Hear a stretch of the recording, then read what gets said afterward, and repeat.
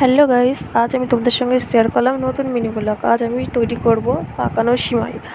রেসিপিটা তোমরা দেখতে থাকো। তাহলে এখানে আমি দিয়ে দিয়েছি কড়াইয়ে ঘিটা গরম হয়ে গেছে, আর কাজু বাদাম, এলাচ, কিচমিচ, তেজপাতা এগুলো আমি দিয়ে দিয়েছি। এগুলো ব্রাউন কালার করে ভেজে নেব। ভেজে তোলার পর এই যে দেখো পাকানো সিমাই, এটা হচ্ছে আমি একটু হাত দিয়ে ভেঙে নেব সিমাইটা, কারণ এটা ম্যাগির মতন পাকানো থাকে। আর তোমরা কে কী কোন নামে চেনো এই সিমাইটাকে সেটা আমাকে কমেন্টে করো। আর এবার আমি সিমাইটাকে ঘিয়ের মধ্যে দিয়ে ভালোভাবে ব্রাউন কালার করে ভেজে নেওয়ার পরে আমি দেব এর মধ্যে দুধ। আর দুধটা তোমরা দেখতে পাচ্ছ পাশের ওভেনে জাল হচ্ছে।